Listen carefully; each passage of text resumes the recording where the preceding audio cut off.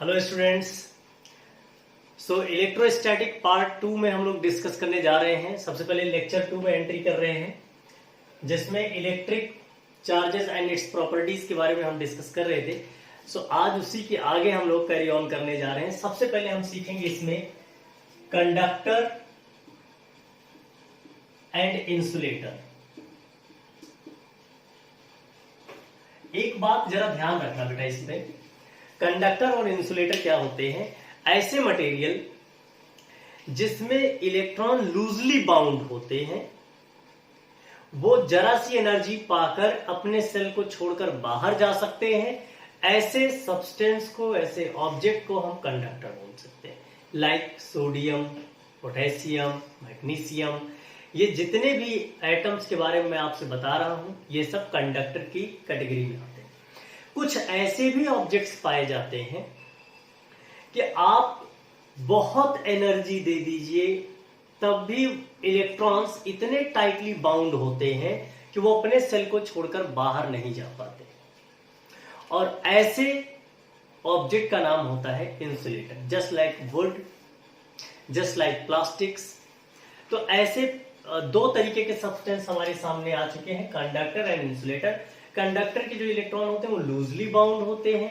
ऐसे भी कह सकते हैं कि वो लूजली बाउंड होने के कारण हमेशा इलेक्ट्रॉन्स अपने सरफेस को छोड़कर, अपने आउटर सेल को छोड़कर बाहर जा सकते हैं या जाते रहते हैं।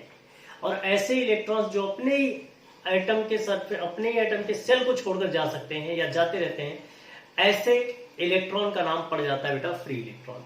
चलिए अब इसी कॉन्सेप्ट को यूज करते हुए आगे हम बढ़ते हैं, जिसका नाम है बेटे मेथड ऑफ चार्जिंग।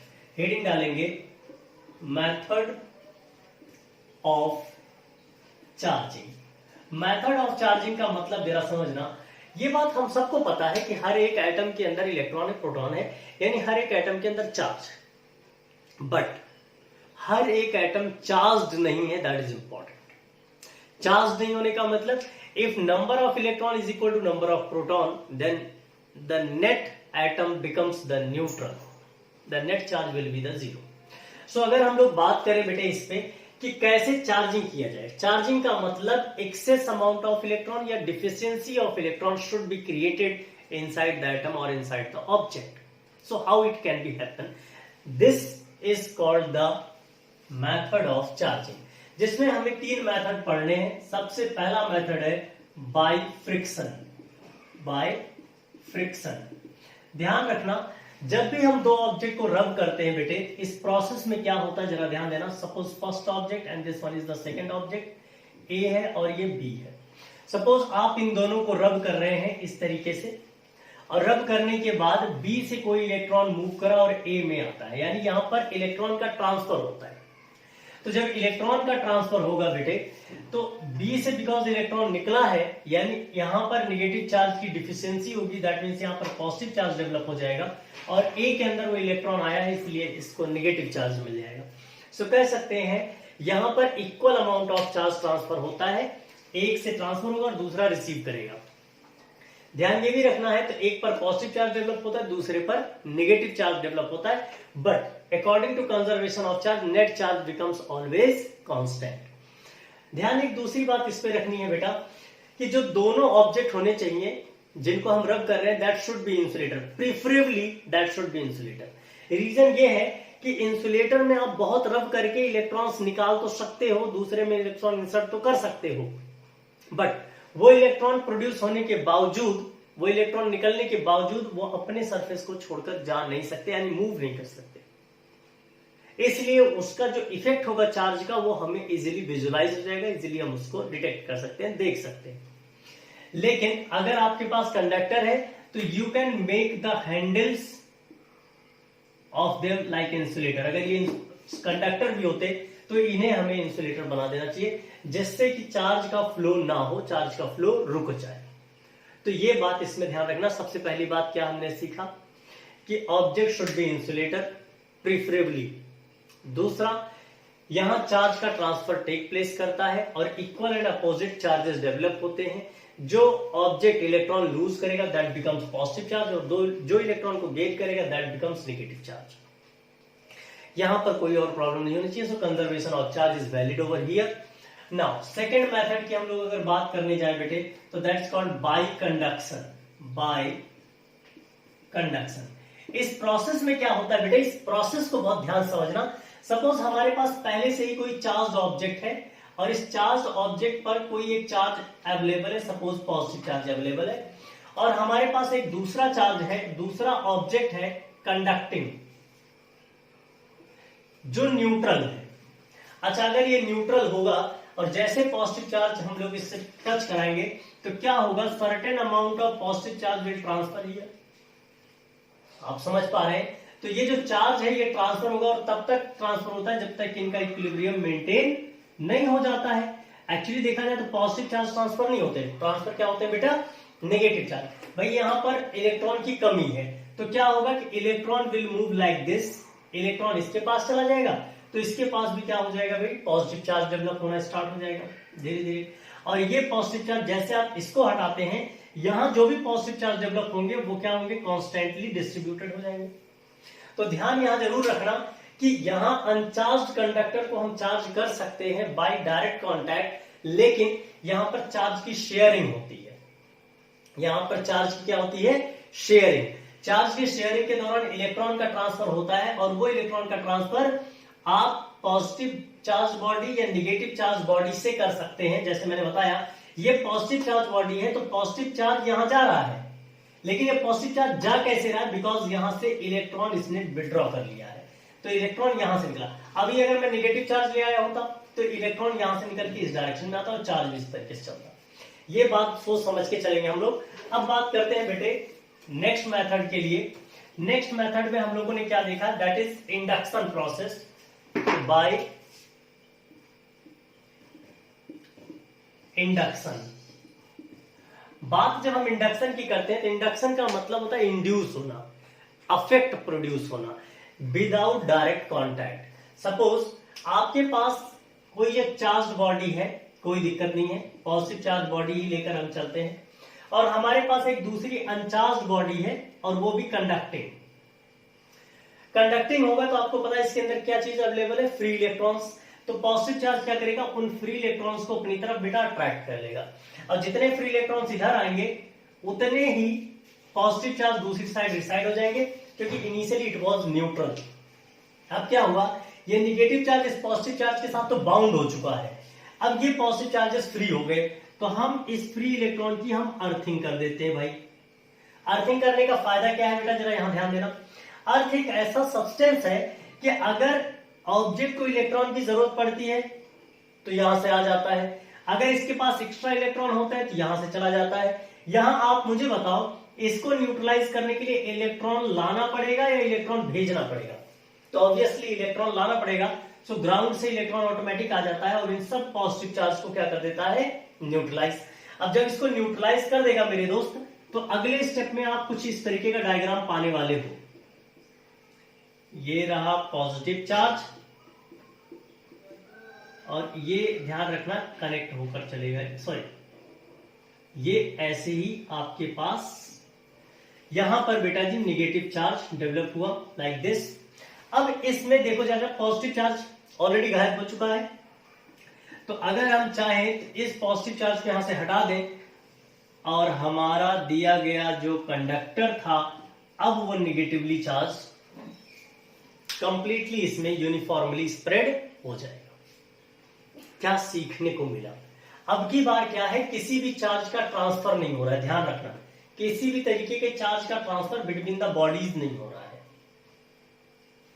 फिर क्या हो रहा है, यहां इंडक्शन की वजह से चार्ज क्रिएट हुआ है और जो बाकी चार्ज थे वो ग्राउंडिंग करने के बाद अर्थ में चले गए, लेकिन इन दोनों ऑब्जेक्ट के बीच में किसी भी तरीके के चार्ज का ट्रांसफर नहीं हुआ। दूसरी बात, equal amount of charges develop हो रहे हैं और अपोजिट चार्ज डेवलप हो रहे हैं।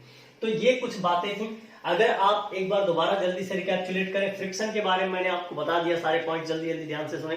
पहला पॉइंट कि जो rubbing object should be insulators. दूसरा point, equal and opposite charges develop होते हैं, जो ऑब्जेक्ट इलेक्ट्रॉन को लूज करता है बिकम्स पॉजिटिव चार्ज, जो इलेक्ट्रॉन को गेन करता है that becomes negative charge, and this follow the law of conservation of charge.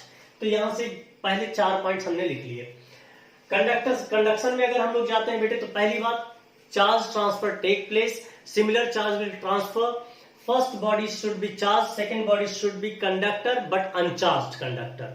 Now charge का ट्रांसफर तब तक होता है जब तक इक्विलिब्रियम मेंटेन नहीं हो जाता, और यहां से हम लोग बढ़ते हैं कि सिमिलर चार्ज ऑब्टेन होता है। बात करते हैं इंसुलेटर पर, इंडक्शन वाले प्रोसेस पे। इंडक्शन में भी हम क्या करते हैं, we have to take one charge body, another uncharge body but conducting uncharge body.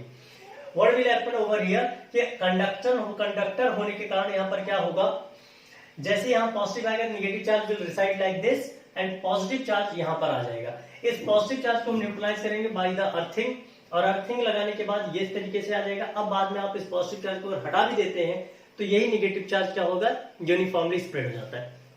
क्या सीखने को मिल रहा है कि यहाँ पर opposite and equal amount of charge develop होते हैं, किसी भी तरीके का चार्ज का ट्रांसफर नहीं होता इन दोनों ऑब्जेक्ट के बीच में, बट स्टिल ये चार्ज हो जाता है बिकॉज ऑफ द अर्थिंग। ये ध्यान से समझना बेटे, ये 3 पॉइंट्स जो मैंने आपको बताया दैट्स रियली वेरी इंपॉर्टेंट।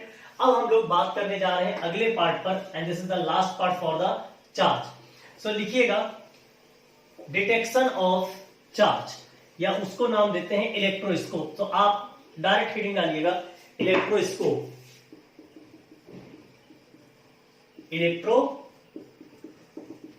देखो सबसे पुराना जो इलेक्ट्रोस्कोप है उससे नाम दिया जाता है गोल्ड लीफ इलेक्ट्रोस्कोप। गोल्ड का क्यों बोला गया, क्योंकि गोल्ड एक बहुत बड़ा या हाईली मैलिएबल सब्सटेंस है, तो बहुत थिन शीट गोल्ड की बनाई जा सकती है। इलेक्ट्रोस्कोप बनाने के लिए आपको करना क्या होगा बेटे, ग्लास का जार लेना होगा। इस ग्लास के जार में फिर करना क्या है, इस पर जरा ध्यान देना। इस ग्लास के जार को हम इस तरीके से कुछ रखेंगे और यहां पर एक कंडक्टिंग वायर इसके अंदर रखेंगे, और इस कंडक्टिंग वायर के टॉप पर इस वायर का थोड़ा सा बड़ा नॉब क्रिएट करेंगे सरफेस एरिया को बढ़ाने के लिए। और इधर के जो पोर्शंस हैं, दूसरे पोर्शंस में अगर हम बात करें इस एंड पर, तो यहां पर सपोज आपने गोल्ड की लीफ लगा दी है इस तरीके से कुछ, और गोल्ड की लीफ लगाने के बाद आपने अब क्या किया बेटे कि यहां पर कोई एक चार्ज बॉडी लेकर आए। अब यहां जब आप चार्ज बॉडी ले आएंगे, consider as this charge body is positive, तो जैसे आप इसको टच कराएंगे इससे पॉजिटिव चार्ज बॉडी, जो पॉजिटिव चार्ज है that will transfer through the wire and will reside here. मान लिया जाए यहां पर ये पॉजिटिव चार्जेस रिसाइड किए, आपको पता चल जाएगा जैसे चार्जेस आएंगे like charges repel. Property of charge में हमने पढ़ा है कि like charges repel each other, तो पहली प्रॉपर्टी आ जाएगी कि देयर इज द चार्ज। तो सबसे पहली बात ये क्या पता करता है, आइडेंटिफिकेशन ऑफ चार्ज या detection of charge. Detection of charge यहां से पता चला। दूसरा, ये दूसरी बात क्या पता कर सकता है कि अगर इस तरीके से हमारे पास सिमिलर 2 इलेक्ट्रोस्कोप हैं और 2 चार्ज बॉडी को हम ले आए, तो जिसमें ज्यादा डाइवर्जन होगा हम कहेंगे उस ऑब्जेक्ट के ऊपर चार्ज ज्यादा है, यानी कंपैरिजन ऑफ चार्ज भी ये कर सकता है, comparison of charge between 2 bodies. इसके अलावा अगर आप फिर से इसको चार्ज करने के बाद आप इसको हटा दीजिए, आप फिर से एक नया चार्ज बॉडी लेकर आइए लाइक दिस, और सपोज इस पर इस तरीके से कुछ चार्ज है कि उसने इसके इफेक्ट को, पॉजिटिव वाले के इफेक्ट को नलीफाई कर रहा है।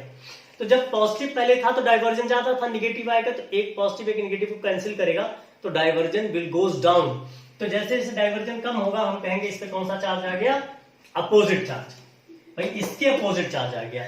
लेकिन अगर ये वाला ना होकर कुछ इस तरीके से दूसरा आता, एक दूसरा ऑब्जेक्ट आता लाइक दिस, और अब क्या होता कि इस पर जो पॉजिटिव चार्ज थे वो और इंक्रीज कर जाते, तो डाइवर्जन जितना पहले था उससे और बढ़ जाता। तो इससे हम कह सकते थे कि पहले जो ऑब्जेक्ट आया था, यानी फर्स्ट टाइम जो ऑब्जेक्ट हम लेके आए थे वो इसके अपोजिट नेचर का था, और सेकेंड टाइम जो हम ऑब्जेक्ट को लेकर आए हैं वो इसके सिमिलर नेचर का है। तो इससे एक बात क्या पता चल गई बेटे, तीसरी बात, ये पोलैरिटी ऑफ चार्ज को भी बताता है, पोलैरिटी ऑफ चार्ज। तो ये 3 चीजें हम लोग इलेक्ट्रोस्कोप से पता कर सकते हैं। सबसे पहला जो इलेक्ट्रोस्कोप हम लोगों ने देखा है या जो पढ़ाया जाता है दैट इज गोल्ड लीफ। यहाँ जो लीफ है दैट इज ऑफ गोल्ड। अब हमारे घरों में भी इसको एक्सपेरिमेंट करा जा सकता है। कैसे, एल्यूमिनियम फॉयल घर में अवेलेबल है, आप यहाँ लगा सकते हैं, सिल्वर फॉयल अवेलेबल होता है, आप लगा सकते हैं, और इस तरीके से ये एक्सपेरिमेंट को दोबारा परफॉर्म कर सकते हैं। क्लास 7th 8th में इस एक्सपेरिमेंट्स को कराया जाता है, इट्स एन एक्टिविटी। सो अब बेटा यहाँ पर चार्ज से रिलेटेड सारी बातें आपकी फिनिश। मैं एक बार आपसे रिक्वेस्ट करूंगा कि चार्ज से रिलेटेड सारी बातों को एक बार आप दोबारा वॉच करें और समझें।